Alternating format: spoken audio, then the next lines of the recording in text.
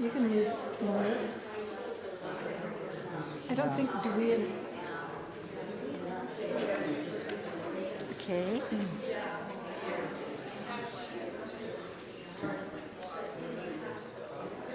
Please rise as you're willing and able and sing with us, "'Tis a Gift to Be Simple." Number 16 in the gray hymnal.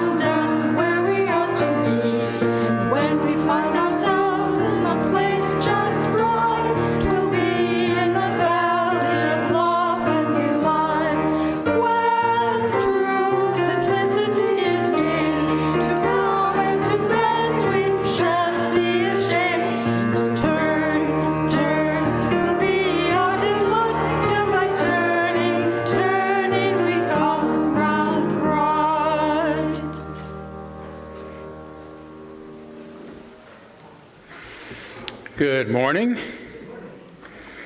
Thank you to Linda and Jean for being our song leaders this morning. Appreciate it very much. We begin, as always, by welcoming all of you to this space, to the Unitarian Universalist Church of Spokane, where we join together to create a nourishing, liberal, religious home and to champion justice, diversity, and environmental stewardship in our wider world. Or, as we say in short, to create community, find meaning, and live justly. Want to welcome all of you, as always, by embracing all that you come with, all of your unique beliefs, your background, your lifestyle, your experiences, your differences, all that helps make you who you are. And this includes those of you who are in the room with us this morning, including those who might be joining us more recently or for the first time, as well as those of you who are live streaming with us. Always great to have you with us as well. And of course to our folks on Zoom. So why don't we actually turn to our folks on Zoom? My goodness, what a crowd you guys have this morning on Zoom. You're so small, you look like ants from here at the pulpit. Who is hosting today? Okay, it's Stephen again from Italy, and we have quite a crowd. Actually, I think at the moment we're about 20, and we have folks from the U.S., Canada, myself in Italy. I don't know if we have anyone from Mexico, and we have John from France. John Eckroth from France, and I think a number of new people who haven't joined us previously. Wonderful. Well, you certainly helped transform our local church into a intercontinental community. So that's so wonderful to know. Is there anybody in particular maybe you'd like to introduce to us who hasn't spoken before? Well, I'm not quite sure. I think Sherry Irwin is a new name to me. If she'd say a word or so. Sherry, would you be willing to do that? Put you on the spot here.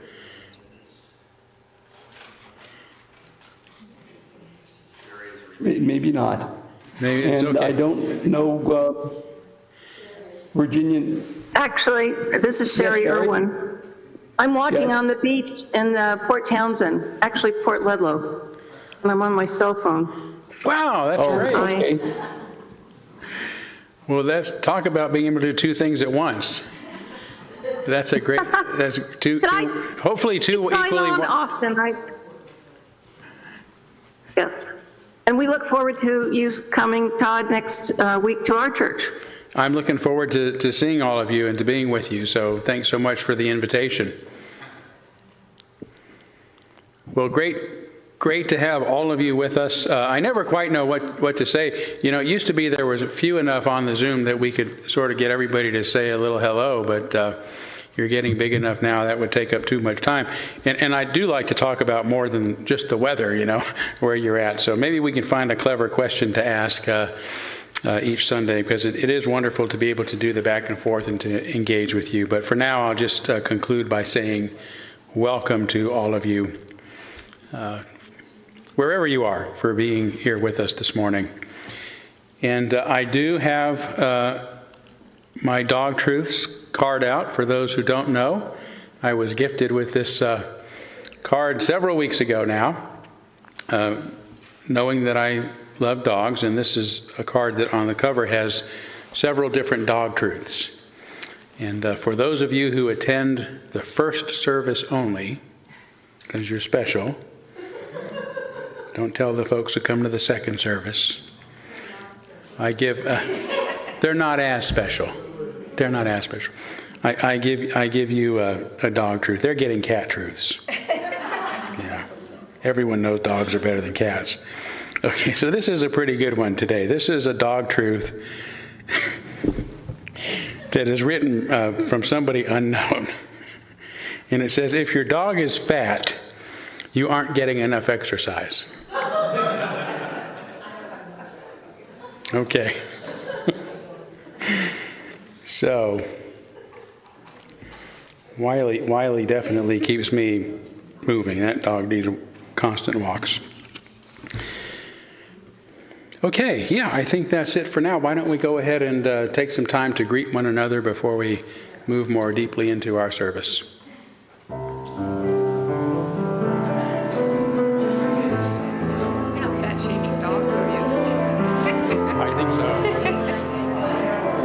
Okay, I was going to ask you if you were on vacation this week. I just wanted to speak, but now I know my answer.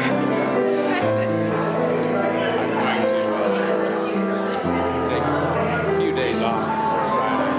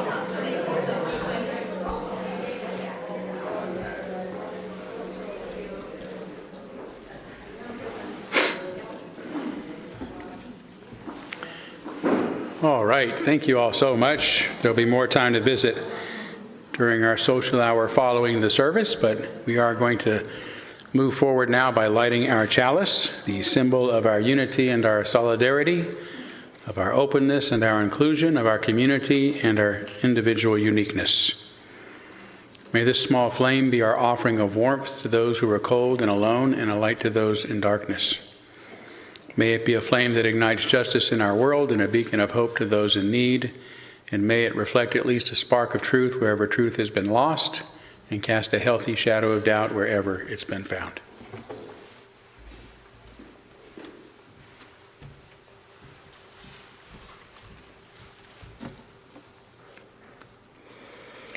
The words for this morning's opening reflection are from social political theorist, philosopher, and historian Isaiah Berlin. A committed defender of liberalism, Berlin wrote these words for a lecture delivered before the University of Oxford in 1958, entitled Two Concepts of Liberty. I wish my life and decisions to depend on myself, not on external forces of whatever kind. I wish to be the instrument of my own, not of other men's acts of will. I wish to be somebody, not nobody, a doer, deciding, not being decided, or an animal, or a slave incapable of playing a human role, that is, of conceiving goals and policies of my own and realizing them. This is at least part of what I mean when I say that I am rational, and that it is my reason that distinguishes me as a human being from the rest of the world. I wish above all to be conscious of myself as a thinking, willing, active being, bearing responsibility for my choices, and able to explain them by reference to my own ideas and purposes. I feel free to the degree that I believe this to be true, and enslaved to the degree that I am made to realize that it is not.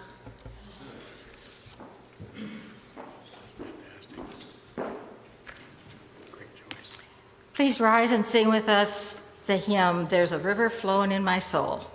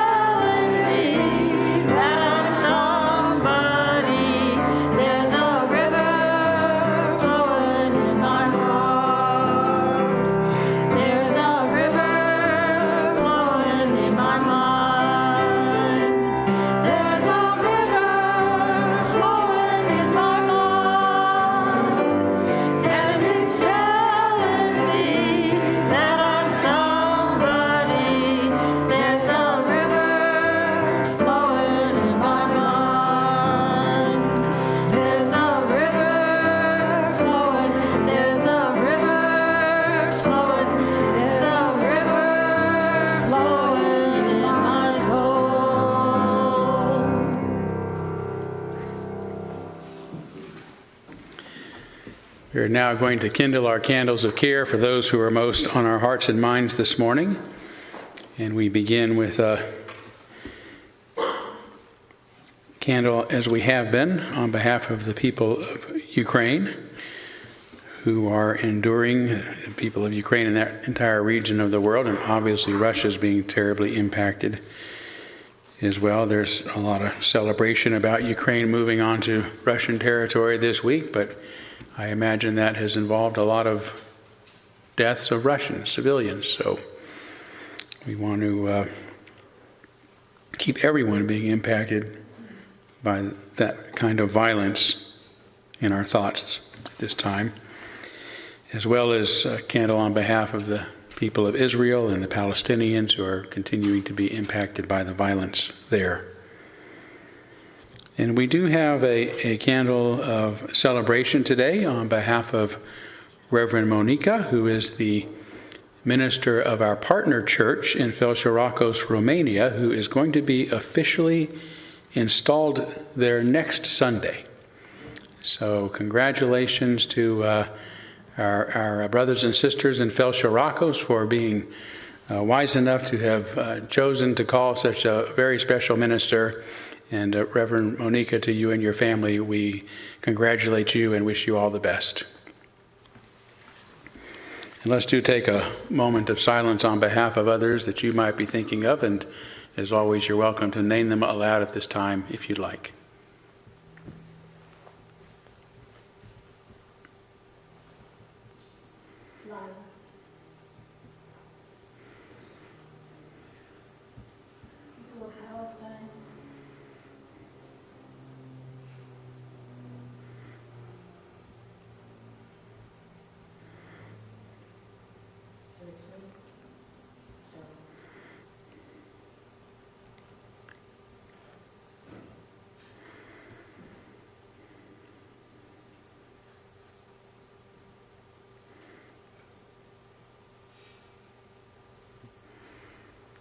Those named aloud and those embraced in our silence, and all those who are suffering in our world at this hour, we hold in our community with compassion.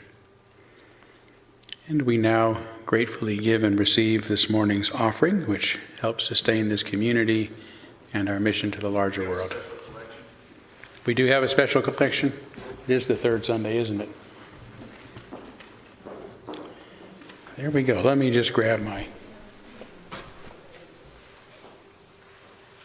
Was there a special collection envelope? I hope that came with your order of service. Yes, there is. Okay.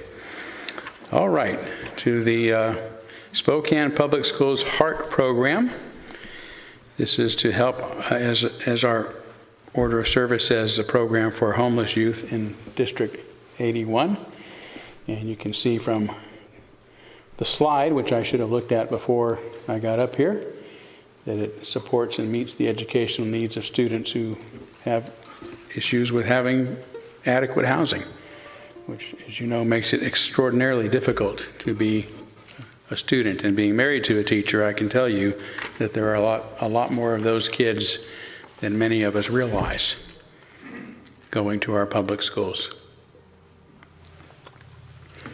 So again, please use the special collection envelope if this is something that you want to give to.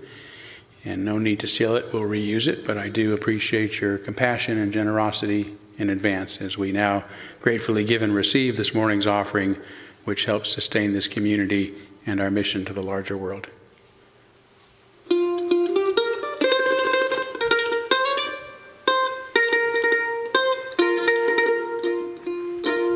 I feel the shadows now upon me.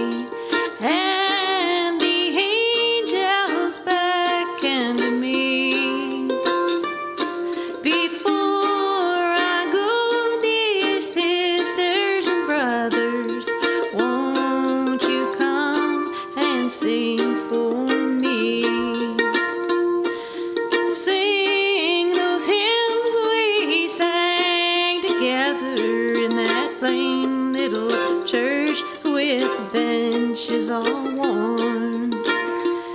How dear to my heart, how precious the moments we stood shaking hands and singing a song.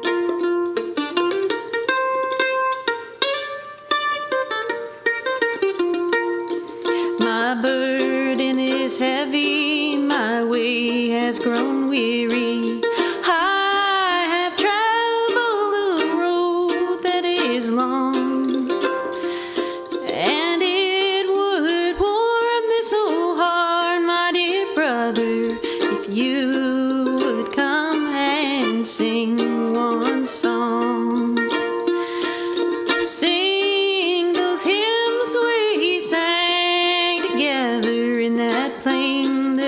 Church with the benches all worn.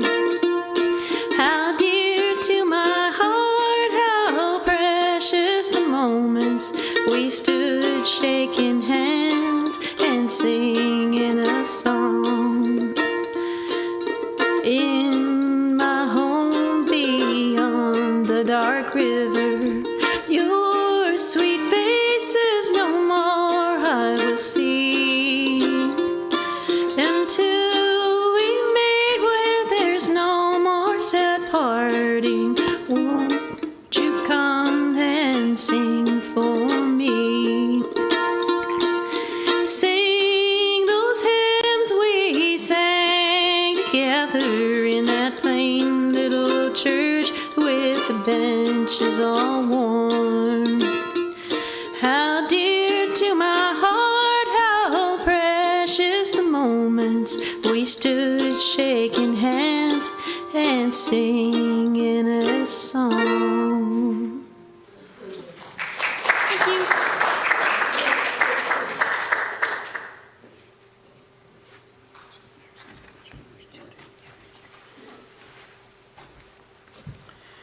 Jean Ballhorn, thank you so much for being here with us this morning and sharing your talent.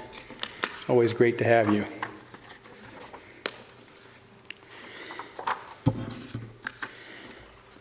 It's now time for our story for all ages.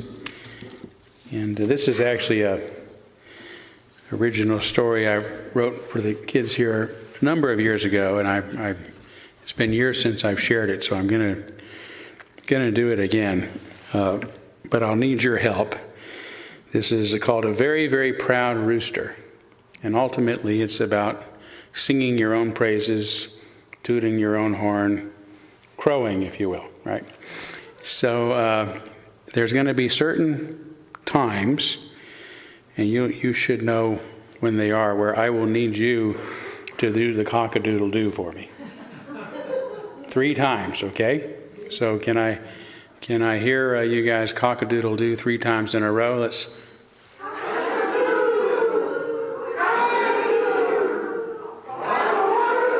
Oh my gosh. Wonderful. Okay, so here goes the story. And here comes our special guest, the very special rooster. Yes. So once upon a time, there was a rooster, a very, very proud rooster. And do you know why he was proud? He was proud because he had a very, very important job. In fact, he had the most important job in the whole world. Any idea what it was? It was his job to get up every morning and wake up the sun. Every morning since as long ago as he could remember, he got up while it was still dark and began shouting just as loud as he could. And do you know what he shouted?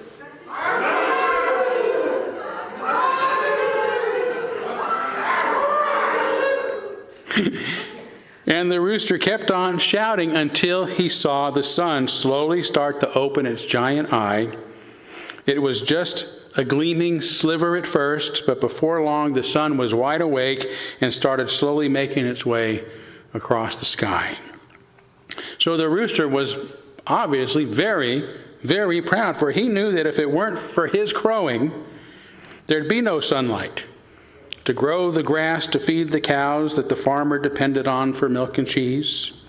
And if it weren't for the milk and cheese, the farmer would go hungry and wouldn't have the strength to come and scatter grain for the rooster and all the other barnyard animals to eat.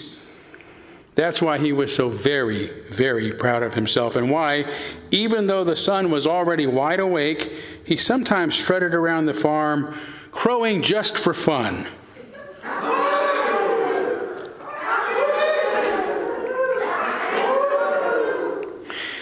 In fact, on one particular bright sunny day, the rooster saw the cows eating the sweet grass, the farmer making cheese, and all the other farm animals enjoying their delicious grain, and he felt so very, very proud that he started crowing and couldn't stop.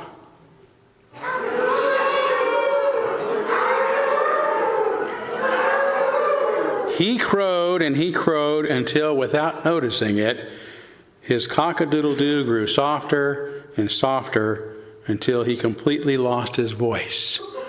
Cock-a-doodle-doo. Yes, the very proud rooster had crowed so long that he developed laryngitis. And just as he found himself without a voice, the sun started going down. And he began worrying about what would happen if his voice didn't return by morning. How would the grass grow? How would the cows eat? How would the farmer get his milk and cheese? Who would feed the barnyard animals? He decided that he would give his voice a rest and not make another sound until morning in the hope that it would return. But he was so worried about not being able to wake up the sun that he didn't get much sleep. And when morning came, he went out into the barnyard and climbed atop his usual fence post, opened his beak and tried to crow, but he still couldn't make a sound. He tried as hard as he could, but nothing happened. He thought about all the terrible things that would happen without the sunrise. He worried about the grass, the cows, the farmer, and his other barnyard friends. But all of them, all of a sudden, just like every other morning, the sun began to open its giant eye. It was just a gleaming sliver at first, but before long the sun was wide awake and started slowly making its way across the sky. At first, the rooster was very, very happy to see the sun, but after a short while wondered if maybe it wasn't all his crowing that makes the sun rise to begin with. The thought made him very, very sad, because he realized that he wasn't that important after all. But even though the sun had risen, it did seem that there was something different about this day than any other day. He saw the grass, but no cows, and no farmer, and none of the other barnyard animals. And he thought to himself, if the cows don't wake up and eat the grass, and the farmer doesn't wake up and milk the cows and feed grain to all the other barnyard animals, everyone in the whole wide world will starve to death. So the rooster climbed back up on that fence post and started crowing just as louder than he had ever crowed in his entire life.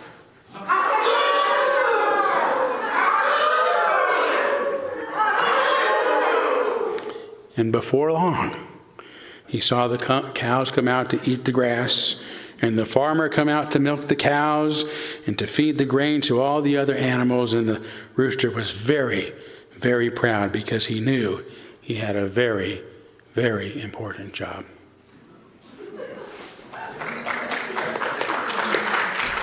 Thank you for your participation.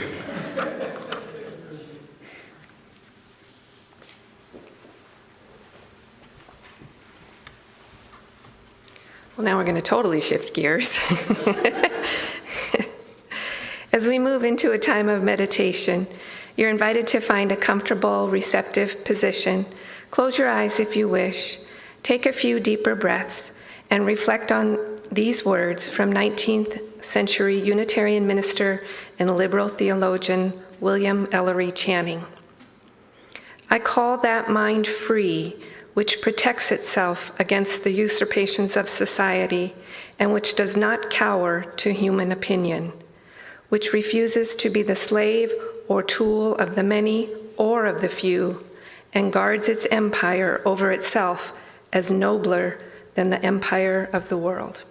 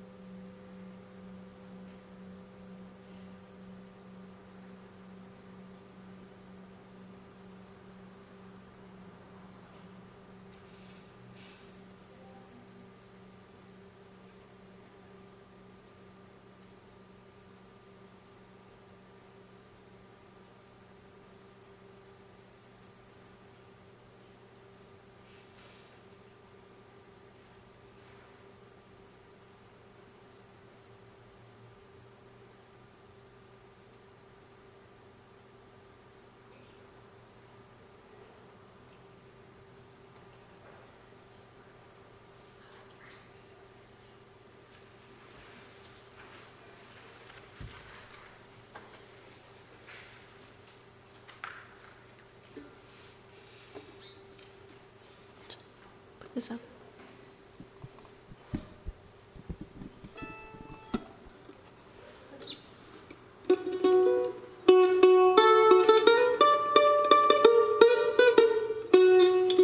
Roll on clouds in the morning, roll on clouds in the morning, roll on clouds in the morning, let the sun shine down on me. Bound away for glory, I am bound for glory and deliverance. Roll on clouds in the morning, let the sun shine down on me. I looked up this morning, deep down trouble I see. Yes, I looked up this morning, let the sun shine down on me. Roll on clouds in the morning, roll on clouds in the morning, roll on clouds in the morning, let the sun shine down on me. Bound away for glory, bound for glory and deliverance. Roll on clouds in the morning, let the sun shine down on me.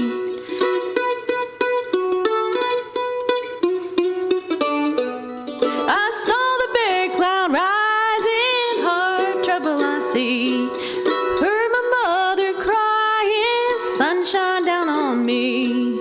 Roll on clouds in the morning, roll on clouds in the morning, roll on clouds in the morning, let the sun shine down on me. I know there's a great big coming, no more troubles I see.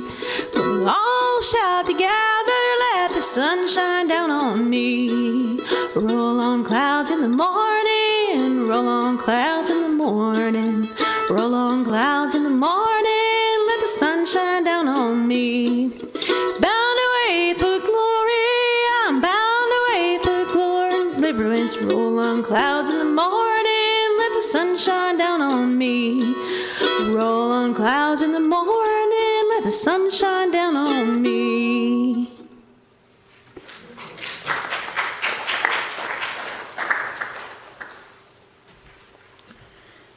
Thank you. And we did not coordinate that song with the rooster story, so that just worked out that way.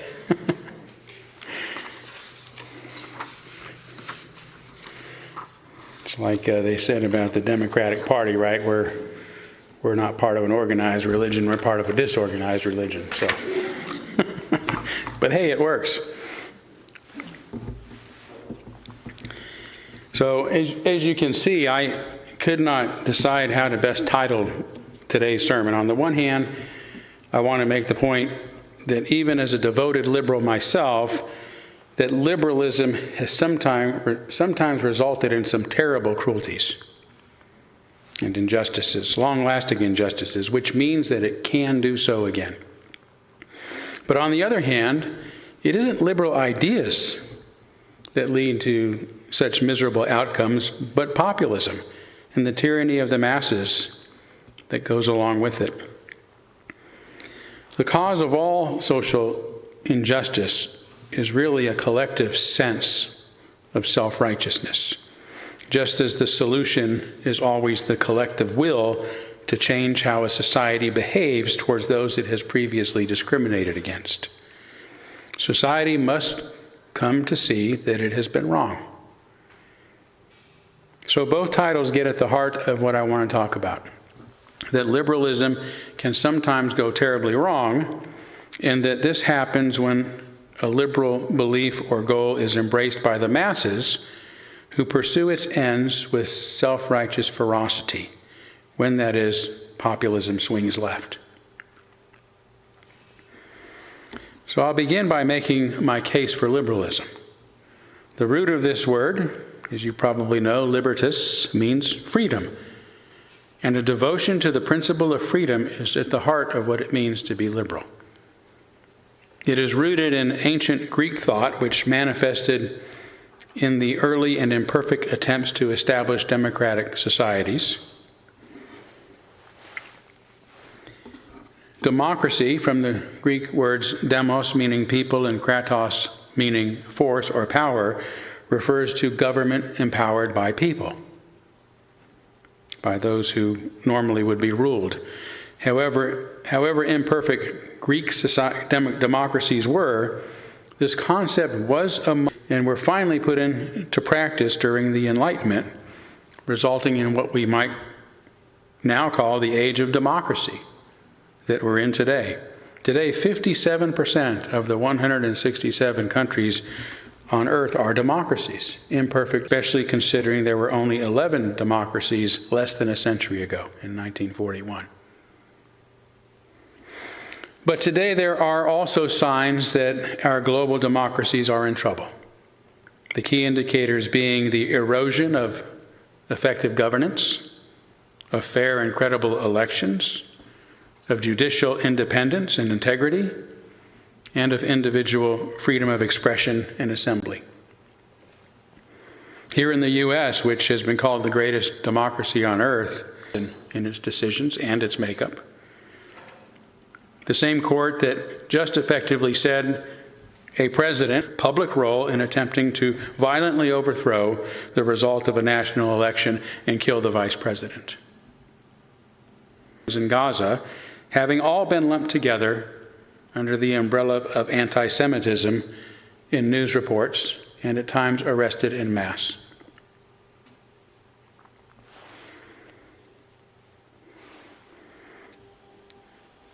Yet we can see from these few examples that these outcomes are not because liberalism has failed us, but because we have failed liberalism by not living up to its high calling.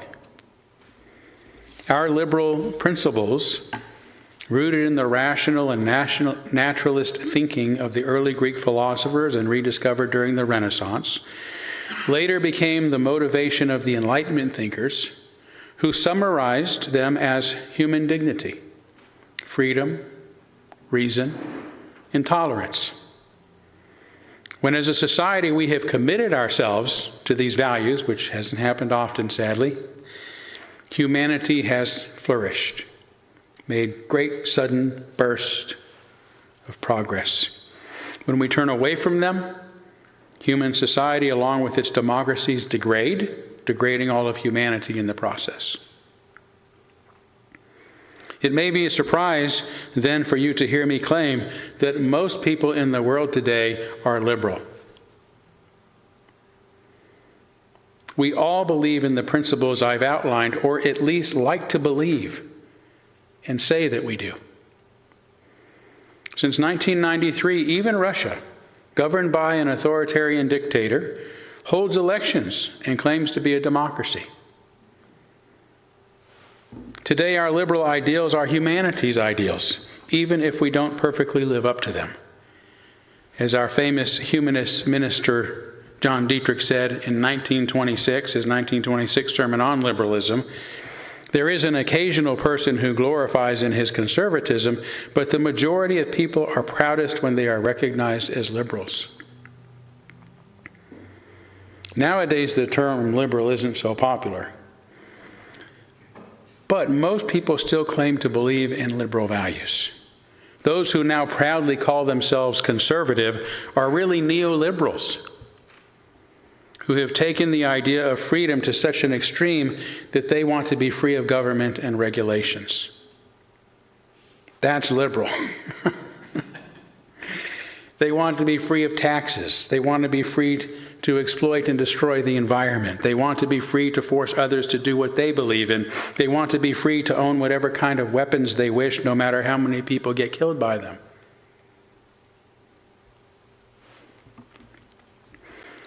Unitarian Universalism may have just abandoned its 7 principles, but Republican Speaker of the House Mike Johnson still has what he calls conservatism's 7 core principles, which include individual freedom, limited government, the rule of law, and human dignity. All of which are liberal principles. But, as in the case with Russia having democratic elections, if you read Johnson's description of what these principles mean, you'll find that these freedoms are really reserved for those who think just like him. Which means he's not committed to freedom for all, but to freedom for himself and to those who think like him. Regarding human dignity, for instance, Johnson says, A just government protects life, honors marriage and family as the primary institutions of a healthy society, and embraces the vital cultural influences of religion and morality.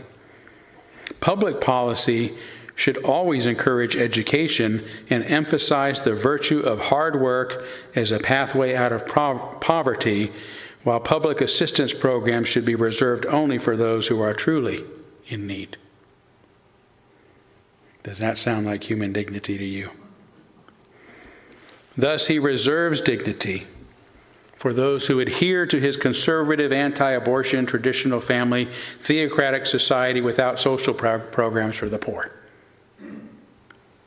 Having thus outlined his expectation, Johnson concludes with, in America, everyone who plays by the rules should get a fair shot.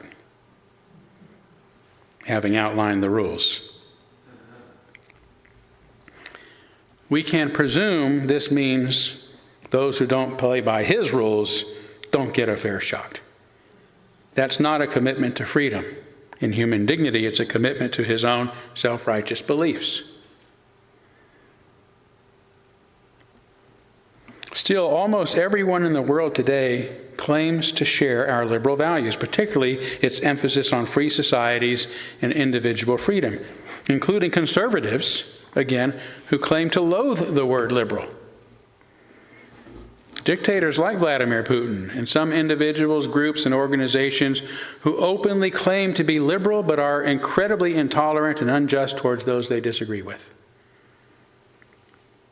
This is because they may share our liberal goals, but they do not really share our liberal values.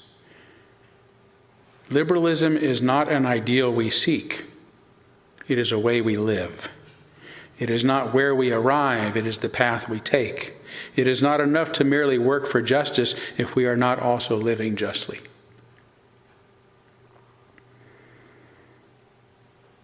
Such liberal Enlightenment thinking, especially its desire for freedom and democracy in response to inequality and monarchy, inspired the French Revolution of the 18th century.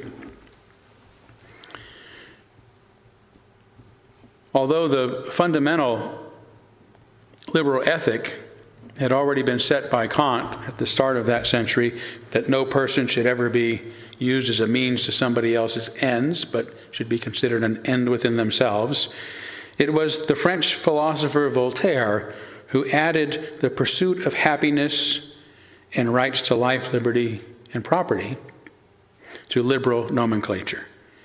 It was Voltaire who said, "To be free, to have none but equals, that is the true life, the natural life of man."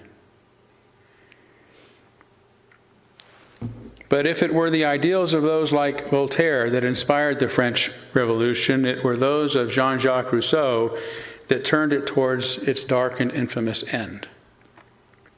At the time, there were no democracies in the world, and Enlightenment thinkers argued over how a government prioritizing the rights and welfare of its citizens ought to be ruled, resulting in three main opinions: the parliamentary, the royalist, the king or monarch, and the republic.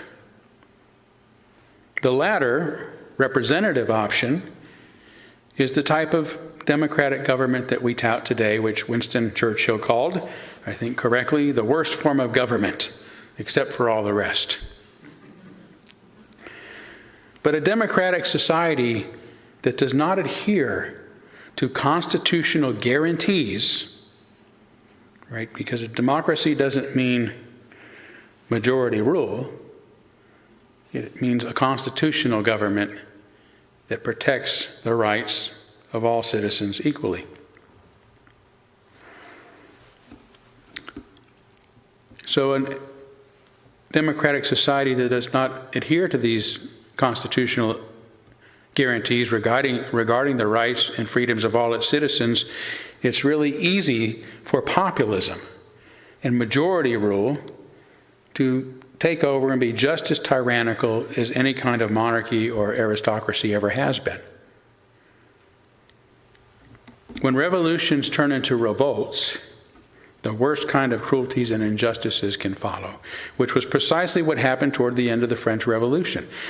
By then, the revolutionaries were not as inspired by the liberal principles articulated so beautifully by Voltaire as they were by those of Rousseau, who wrote, "Whoever refuses to obey the general will be forced to do so by the entire body.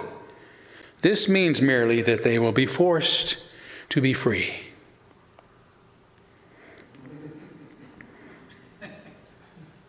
Imagine a revolution in which revolutionaries felt justified in forcing others to be free, and you can imagine the kind of horrors that follow. Rousseau rejected Enlightenment reason in favor of feeling and intuition, and he didn't believe humanity should advance and improve, but return to what he imagined was a more natural and primitive state, that of the noble savage, as he put it. Toward the end of the French Revolution, as the government was being refashioned, its liberal victors produced the magnificent Declaration of the Rights of Man and the Citizen. It had 17 articles stating that people are born free and equal, should have equality in the eyes of the law, the presumption of innocence until proven guilty, free expression and free speech, and other of our grand, persistent liberal ideals. But as philosopher Stephen Hicks explains, the liberals who produced the articles were no match for the vigor of the most radical members of the revolution, the Jacobins, a group of extremists named after a French monastery. Hicks says the Jacobins were explicitly disciples of Rousseau, whom they considered the teacher of mankind. Under the Jacobins, he says, the revolution became the most radical and more violent. The guillotine was busy as the radicals ruthlessly killed nobles, priests, and just about anyone whose politics was suspect. We must not only punish traitors, urged Saint Just, but all people who are not enthusiastic. After establishing their revolutionary tribunal in 1793, 4 years of brutal massacres began, resulting in thousands of deaths. It was Jacobin Maximilien Robespierre who led what's come to be known as the Reign of Terror, and delivered King Louis XVI and Marie Antoinette to the guillotine. During this period, the great American revolutionary, Thomas Paine, the only American revolutionary to have gone to France to support its revolution, was imprisoned by the Jacobins for protesting these executions and convincing many that they should be exiled instead. But once Robespierre came into power, near the end of the year, he had Paine arrested as a traitor, and were it not for the 11th hour intervention of Ambassador James Monroe, Paine himself would have been beheaded. I wonder if it were these events that philosopher Friedrich Nietzsche was thinking of when he wrote that liberal institutions cease to be liberal as soon as they are attained. Later on, there are no worse and no more thorough injurers of freedom than liberal institutions. The motives of the French revolutionaries, like those of most revolutionaries, are often more complex and less pure than the annals of history would leave us to believe. Some may be fighting in the hope for personal gain, not for the greater good. They are fighting, that is, for selfish reasons, only to seize authority for themselves. In his book, Escape from Freedom, Erich Fromm distinguishes between the true revolutionary and the ordinary rebel, a distinction that is difficult to make because they often fight side by side in the same struggles. But true revolutionaries are fighting for everyone, including those they oppose, which is why Thomas Paine, respecting the right of life and human dignity, favored exile to execution.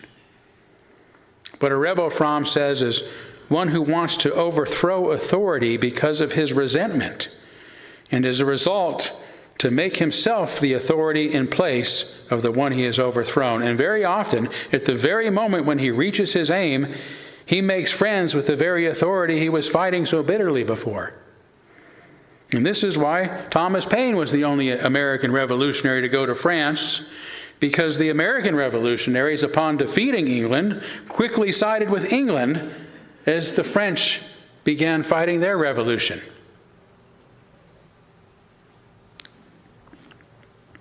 Populist sentiments may lead many liberal movements.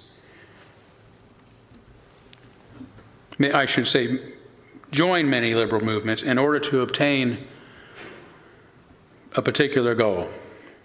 But this doesn't mean that they are committed to the kind of liberal values demonstrated by Thomas Paine and betrayed by the Jacobins. This was the case with the worldwide labor movement that began in the early 20th century. The IWW, the Industrial Workers of the World, which is pretty amazing considering we didn't have mass communication back then. The workers' rights was a global organization, a global movement. They were also called Wobblies. That's when they began pushing back against the capitalist economics that made a handful of business tycoons wealthy while their workers were very often, most often, on the brink of ruin, financial ruin. Many, if not most of them, put their hope in an untried economic theory put forward by Karl Marx and Friedrich Engels. Marxism, also known as socialism or communism. Coincidentally, just yesterday, I discovered a magazine at the bookstore called Jacobin. A description inside says, Jacobin is a leading voice of the American left, offering socialist perspectives on politics, economics, and culture. This is why liberalism to this day is often conflated with socialism, even though its principles are just as compatible, if not more so, with free market economics, capitalism. It's just that liberals who invented democracy more fundamentally believe in government, especially that it must exist to protect and promote the rights and welfare of its citizens by passing laws and regulations to protect them from the greed and exploitation of others, including corporations and industry. We don't really need to end capitalism. We need to end the sort of corporate communism that exists in the U.S. government.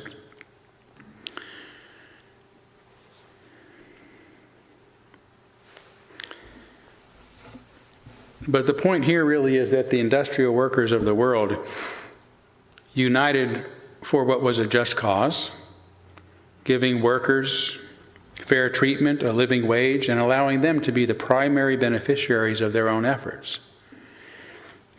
But just as soon as some of them came to power in Russia, right, as soon as this theory became real during the Bolshevik Revolution, which means the majority, the Bolshevik means majority, I think I'm getting that right, Luba. Its members became as cruel and as authoritarian as those they deposed, if not worse, resulting in one of the worst and longest lasting authoritarian societies in history. This is so because the Bolsheviks weren't really committed to liberal values like freedom and equality and justice, but simply wanted to be those in power. Just as Rousseau claimed was possible, they forced people to be free. As Fromm once complained was true of Americans, the Bolsheviks believed equality today means sameness rather than oneness. And so everyone had to live the same and dress the same and eat the same and have the same and above all think and speak the same, even if it meant they were all only equally miserable. For the creation of this perfectly controlled and engineered society resulted in the starvation of millions of ordinary Russians, along with imprisoning, exiling, and executing their intellectuals. In France, it was the Reign of Terror. In Russia, it was the Red Terror. Repeatedly, we have seen this happen after revolutions meant to liberate ordinary people, only to worsen their plight. The Chinese Cultural Revolution between 1966 and 76 saw widespread persecution of intellectuals, teachers, and professionals accused of being counter-revolutionary, which was preceded by the so-called Great Leap Forward, involving communist policies that resulted in famine and millions of deaths. Today, China still has one of the worst human rights records on earth.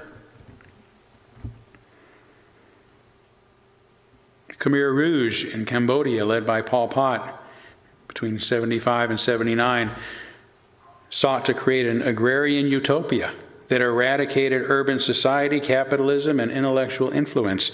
And it resulted in intellectuals, professionals, teachers, and even some who were just wearing glasses, just for looking smart, being targeted for imprisonment, torture, and execution.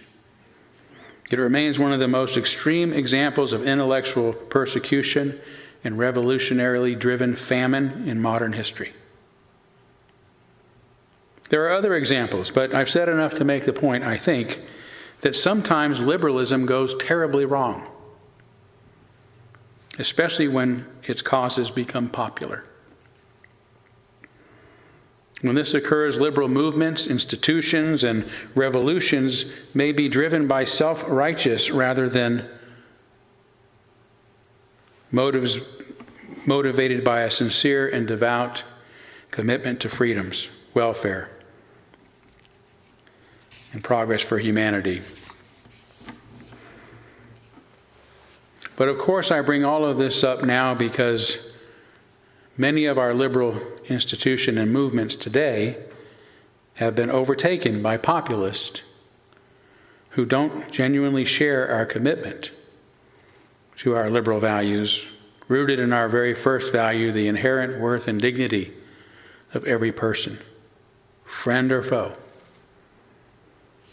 To maintain such dignity, we must further commit to the principles of reason and freedom and tolerance, because that's what gives human beings the dignity they deserve.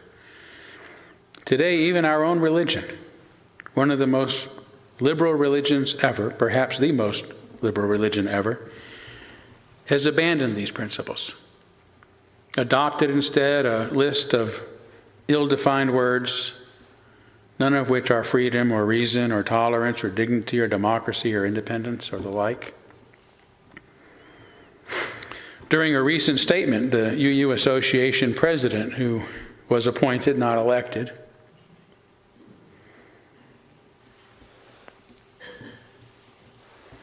but like Putin, they say they have a democratic system, was asked about the abandonment of our first principle. She responded in part that the language of the inherent worth and dignity of every person comes from Immanuel Kant, the literal father of modern racism. It's not true, but nevertheless, the implication that therefore human dignity must itself be racist.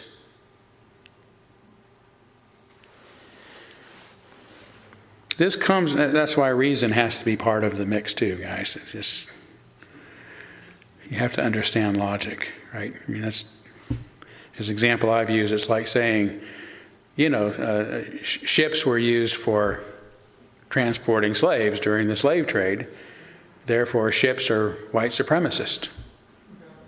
You got to stop using UPS or anything in the shipping industry. That's literally the kind of logic that's being demonstrated here. And this, of course, comes on the heels of other such statements from the UU Association, calling individualism an error and calling upon us to decenter individual dignity. I'm not making this up. It's documented. And while it does not compare to what happened to the intellectuals in France, Russia, Cambodia, China, and the like, half of the ministers ever to be excommunicated from the UUA since its formation in 1961 have been so during just the past 4 years, under the brand new charge of bullying or something like it, which essentially means we've openly disagreed with those who have taken over our religion in the name of justice, but who are now acting like the authoritarian and intolerant dictators they claim to depose. But this really isn't about the UUA, not even the popular woke movement that has successfully captured our liberal religion, nor is it meant to be about anything in the past. It's really meant to be about those of us who call ourselves liberal and claim to be committed to our liberal principles: human dignity, reason, freedom, and tolerance, no matter how else we frame them. It's about keeping a scrutinizing and watchful eye on ourselves. Are we really committed to liberalism, or simply to outcomes that best serve us? Are we revolutionaries or merely rebels? Are we selfless or self-righteous? Liberal movements have proven throughout history and to this day to easily become shallow populist movements that end badly. Let these examples serve ever to remind us that liberalism isn't about where we're going, but how we choose to get there. That's the kind of society that we need and ought to promote, no matter how popular or unpopular saying so might be. Thank you.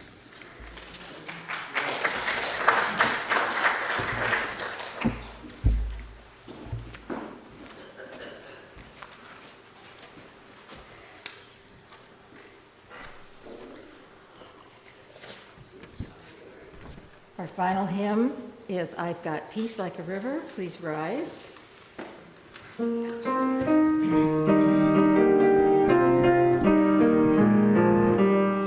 I've got peace like a river, I've got peace like a river, I've got peace like a river in my soul. I've got peace like a river, I've got peace like a river, I've got peace like a river in my soul.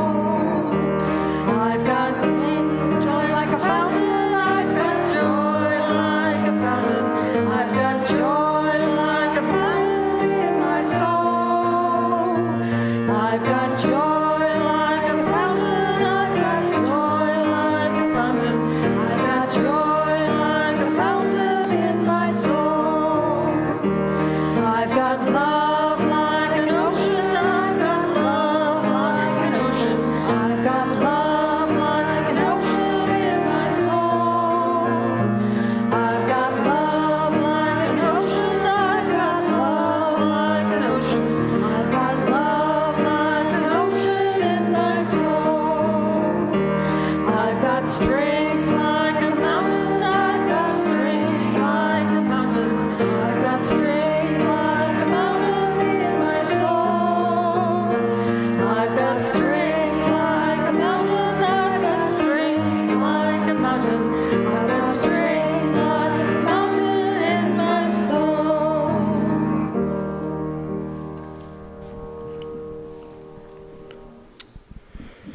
Our benediction today is from British philosopher Bertrand Russell. There can be no final goal for human institutions. The best are those that most encourage progress towards others still better. Without effort and change, human life cannot remain good. It is not a finished utopia that we ought to desire, but a world where imagination and hope are alive and active. Amen. Blessed be. Salam alaikum and shalom.